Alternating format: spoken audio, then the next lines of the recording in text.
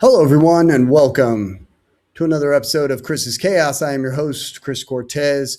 Tonight, we are doing predictions for WWE's Clash in Italy, which will be held in Inalpi Arena in Turin, Italy, tomorrow, Sunday night, May 31st. And it will be available to watch at 7:30 my time, German time. I'm very excited about that, and I'm looking forward to this one. The card is stacked. It's going to be on my time. I will hopefully I'm looking to do a review because it will end early enough that I'll be able to. And yeah, this card's stacked. Let's get into it. I want this video to be kind of short and sweet.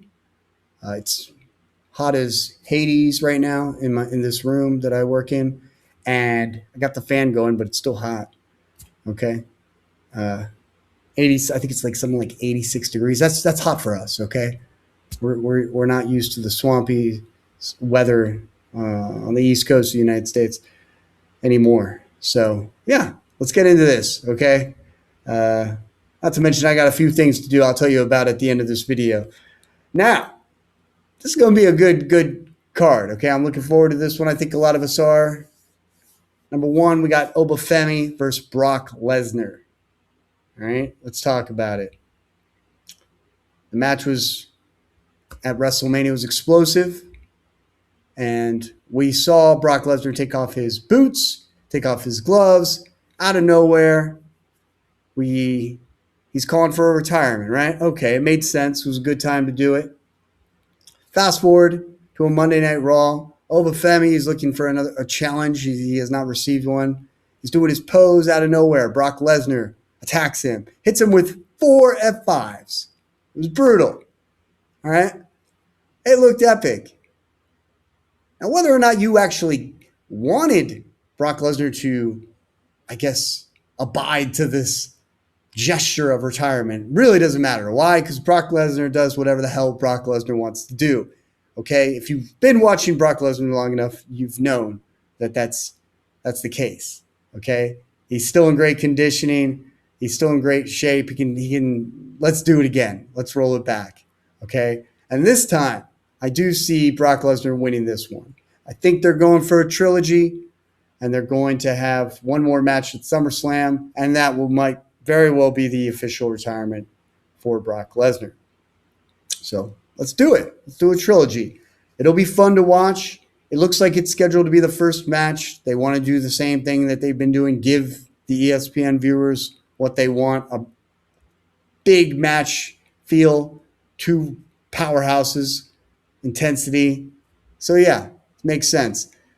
And I'm using Brock Lesnar and Femi, as you can see on my left and my right. Yeah, it's probably the most, generally speaking, okay, keep that in mind, generally speaking, for the mainstream audience, it's the match that everyone's paying attention to or keeping an eye on or we'll be thinking about watching. All right. So looking forward to that one. Then we have the Women's Intercontinental Championship match, which I think Becky Lynch will win this one. And I'm sorry, I might very well say Becky Lynch throughout the entire time of this recording. I don't know why, but I seem to mix up Becky Lynch's name with Alexa Bliss. Anybody has a name with a B for some reason, I'm going to switch it up. Let me get back to the point here.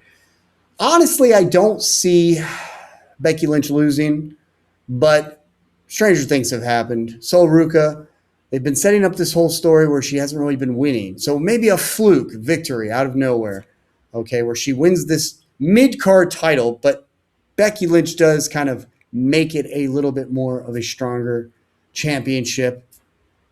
It will be fun to watch. Becky is really good in the ring, as far as I'm concerned. Sol Ruca with her Soul Snatcher. It's a really sweet finish for those of you that haven't seen it. Very cool wrestlers. It'll be fun. I don't see this one going past 10 minutes, maybe 15 at most. But it'll be good to watch. It is one of 2 matches where I see titles changing hands. But honestly, I don't necessarily think, logically speaking, that any title should change hands. Number one, really, what has Sol Ruca done to build up that momentum where we will want to believe that she's going to win? But I know WWE enough to know that they might want to shock us with a big victory, a big championship win, and a run for Sol Ruca. And that way she can start getting some wins under her belt, so to speak, under her Intercontinental title, and maybe even have a nice little reign there. Becky can always move on to newer, bigger things, okay? It would not hurt Becky Lynch. She could go on and move up the ranks and say, you know what? I've done everything I can for the Intercontinental Championship. It's time to move on to bigger fish, so to speak. Okay. Then you have the WWE Women's Championship match, Rhea Ripley versus Jade Cargill. I like their match at WrestleMania. I think they could do it again. I do think there is something going on here where we're setting up some sort of heel turn. I'm talking about Alexa Bliss. I watched the SmackDown episode and how she got attacked. She was kind of left for dead until Rhea and Charlotte Flair came to her aid. Maybe she'll take offense to that. The point is, I am keeping an ear open to the rumors or the talks of what people think should happen with Charlotte Flair and Alexa Bliss. Now, like the eventual split where Charlotte would move on to be a face, which honestly I think it is prime time. I agree for her to be a face. The fans still love her, and I like the way she has fun in the ring.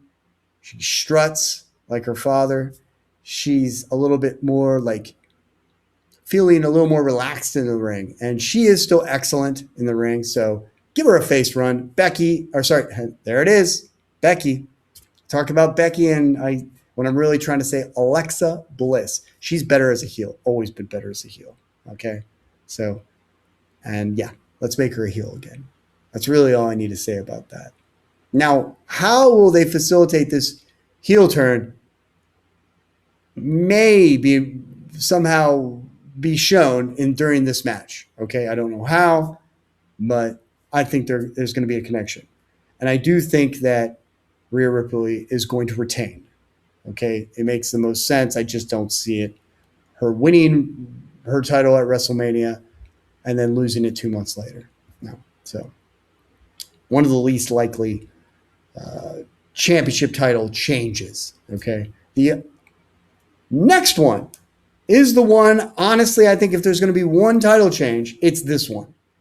And it's for the undisputed WWE Championship, Cody Rhodes versus Gunther. Now, I've been waiting. I think a lot of us have been waiting with bated breath for this one.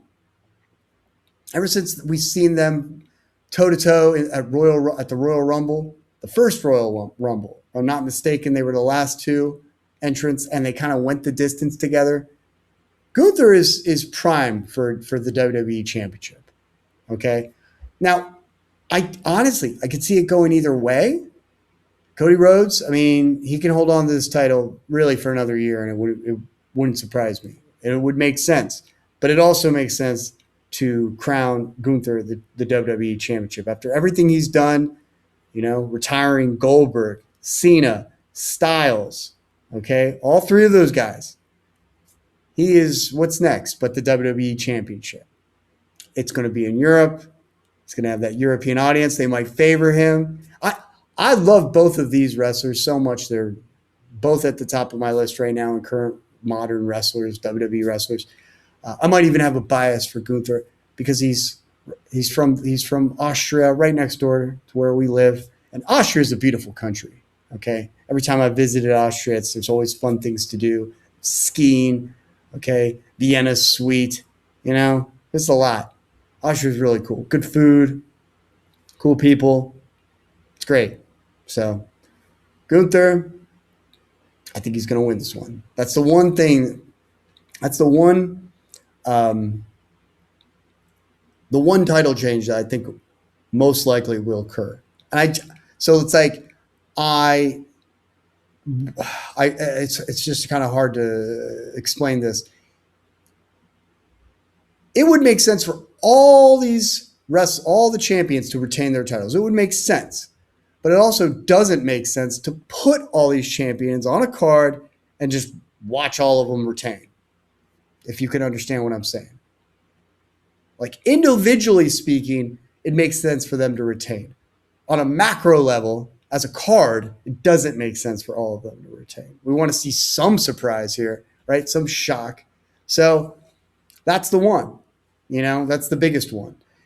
Honestly, if Sol Ruca wins the title, then I'm less likely to think that Cody Rhodes is going to lose his title. And I'm fine with that. It would be okay. But that's the one that I think makes the most sense for a title change. And it will be something. I'm looking forward to anything with these two wrestlers. One thing I think they're going to have a great match. I think they know how to put on a barn burner, so to speak. They both know how to tell a good story in the ring. So, yeah, I'm very much looking forward to that one. And then which apparently will be the main event of the night, now that Roman Reigns has a championship on his shoulder, around his waist, he kind of carries the show. If he's on it, he's main eventing, basically, is what they're telling us here. And I don't see him losing. I just don't. Jacob Fatu will most likely fall in line with the bloodline at this point. They'll have a brutal match. It will be no holds barred, street fight, whatever you want to call it, tribal combat. Yeah. It's gonna be fun. There will be blood. I love Jacob Fatu. Every single thing he's been doing is on point. His mic work, his in-ring ability, his whole presentation, the whole package is excellent. And I've been totally supporting this guy since he essentially left, what he was doing with Solo Sikoa. He's just been on fire. Okay, his feud with Drew McIntyre was fun, and I'm always looking forward to. I can always tune in when Jacob Fatu is on my TV, and I can say, okay, I'm watching this. And whenever he's having a match, I'm watching this. Same, obviously, for Roman Reigns. I mean, that's the obvious one. He won the title at WrestleMania. Like I said, he's not losing it. He's not losing it anytime soon. And if they do, man, it's going to be a crazy fluke where they'll probably put the title back on him. But it just doesn't Fatu is just not ready, quite frankly. Not only is Reigns not ready to drop the title, Fatu's just not quite ready to be a world champion. Okay? So that's that. Yeah. It's going to be a fun night, and I'm looking forward to it. In the comments section, let me know what you think. Hit that like and subscribe button. We knocked it out, short and sweet. I told you it'd be a short one. Going to be just under 15 minutes. So, yeah. What am I going to do? We'll play a little bit of Path of Exile 2, the new 0.5 update just dropped. And yeah, it's fun. I got through most of Act 1. I got to get to Act 2 and having a great time with it. Been running miles. I got a half marathon coming up in June, mid to late June. Yeah, it's going to be fun. Got a lot coming up. It's going to be a good summer. So, hope you guys have a good night. Take care. And see y'all later. Enjoy Clash in Italy. Talk to you soon.